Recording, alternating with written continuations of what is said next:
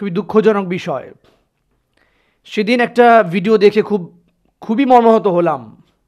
আমাদের ভাই মুফতি আব্দুস সালাম যুক্তিবাদী, সে তার আলোচনা চলছে। আলোচনার মধ্যে আল্লামা মামুনুল হক দামাত বারাকাতুহুমের আলোচনা নিয়ে আসছে।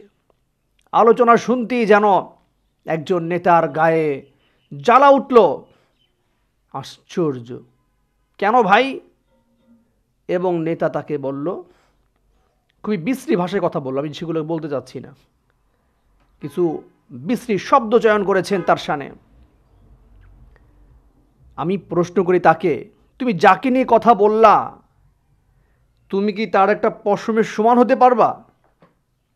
আল্লামা মামুনুল হক রাহিমাহুল্লাহ তাআলা কি আমাদের বাংলাদেশের গৌরব, বিশ্বের গৌরব এবং বাংলাদেশের মানুষের আস্থার প্রতীক। আল্লামা মামুনুল হক রাহিমাহুল্লাহ তাআলা যেভাবেই হোক, যে কারণেই হোক, তিনি এখন কারাবন্দী। ইনশাআল্লাহ কোরআনের এই পাখি আবারও কোরআনের ময়দানে চলে আসবেন। আমরা দোয়া করি আল্লাহ সুবহানাহু ওয়া তাআলা অতি দ্রুত মামুনুল হক দামাত বারাকাতুহুমকে মুক্ত করে খোলা আকাশের নিচে ঘোড়ার মতো কোরআনের এবং দ্বীনের দাওয়াত দেওয়ার মতো আল্লাহ তৌফিক দান করুক, আল্লাহুম্মা আমিন। এখন যারা তার কথা শুনলে, শুধু তার কথাই না, একজন মামুনুল হক দামাত বারাকাতুহুমই না, বরং এরকম অনেকের কথা শুনলে অনেকের গা জ্বলে। কেন? কারণ তারা তো সঠিক ডিসিশন, সঠিক সলিউশন দিয়ে দেয়, যে সলিউশন দিতে গেলে অনেকের গায়ের রক্ত গরম হয়ে যায়, পশম দাঁড়িয়ে যায় এবং নিজেকে আর ধরে রাখতে পারে না, আক্রমণ করার জন্য চেষ্টা করে।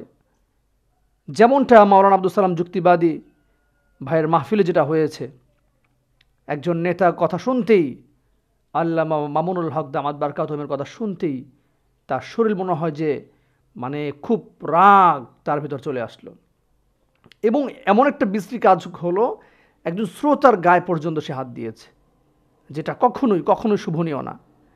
মাহফিলের ময়দানটা কোরআনের বাগান, জান্নাতের বাগান, এখানে এই ধরনের অশোভনীয় আচরণ যা আমরা কখনোই কামনা করি না, আমি এর তীব্র নিন্দা জানাই। আপনি একজন মুসলিম হিসেবে, অ্যাজ এ মুসলিম হিসেবে আপনি কীভাবে এই ধরনের কাজ করতে পারেন? আপনার বোঝা উচিত এটা কোনো যাত্রার পালা গান নয়, এটা কোনো কৌতুকের মঞ্চ নয়। আর যে শ্রোতারা আসছে, তার কোনো কমেডিয়ান আলোচনা শুনতে আসে নাই, তারা কোনো কমেডি শুনতে আসে নাই, তারা কোনো কৌতুক দেখতে আসে নাই, তারা কিছু করতে আসে নাই। আসছে কেন? কোরআনের আলোচনা শুনতে, দ্বীনের দাওয়াত নিতে, দ্বীনের আলোচনা শুনতে, নিজেকে পরিবর্তন করতে। আপনার এত জ্বলে কেন? আপনার এত জ্বলে কেন? একজন কোরআনের পাখির আলোচনা শুনলেই আপনার গা জ্বলে, এটা তো ঠিক না। কারণ আল্লাহ সুবহানাহু ওয়া তাআলা কোরআন মাজিদের মধ্যে তাদেরকে কি উপমা দিয়েছেন আপনি জানেন? আপনাকে তো সূরা ফাতিহা যদি জিজ্ঞেস করি আর পেটে যদি বোম মারি, তারপরে তো শুদ্ধভাবে উচ্চারণ হবে না। আলহামদুলিল্লাহি রাব্বিল আলামিন আর রহমানির রহিম, আমি তো তাও একটু বলেছি, এত সুন্দর করে তো তাড়াতাড়িও আসবে না, শুদ্ধ তো পরের কথা। তাহলে কোন সাহসে আপনি তাদের বিরোধিতা করেন? অথচ নবীজি কি বলেছেন? কুন্না আলিমান আও মুতাআল্লিমান, হয় তুমি আলেম হও অথবা ছাত্র হও, আও মুস্তামিআন, অথবা তাদেরকে শোনো, আও মুহিব্বান, অথবা তাদেরকে মুহাব্বত করো, ভালোবাসো, ফালা তাকুরিল খামিস ফাতুহলিক, পঞ্চমটা হয়েও না, তুমি ধ্বংস হয়ে যাবা, ধ্বংস অনিবার্য তোমার জন্য। এত সোজা, এত সোজা। হ্যাঁ, আপনি আলেমদের সাথে বিরোধিতা করবেন, আপনার অবস্থান কি হবে জানেন? এমনও হতে পারে যে সোজা জাহান্নাম, নাউযুবিল্লাহ। এমন হতে পারে দুনিয়া বরবাদ হয়ে যাবে। এরকম অনেক হিস্টোরি আছে, ইতিহাসের পাতায় রচিত হয়েছে। আলেমদের সাথে বেয়াদবি করে নিজেদের সম্মান, মান, ইজ্জত, সম্পদ, টাকা পয়সা সব শেষ হয়ে গেছে। হ্যাঁ, আলেমদের কি দোষ হতে পারে না? অবভিয়াসলি দোষ হতে পারে, অবশ্যই। তার দোষের সমাধানও আছে।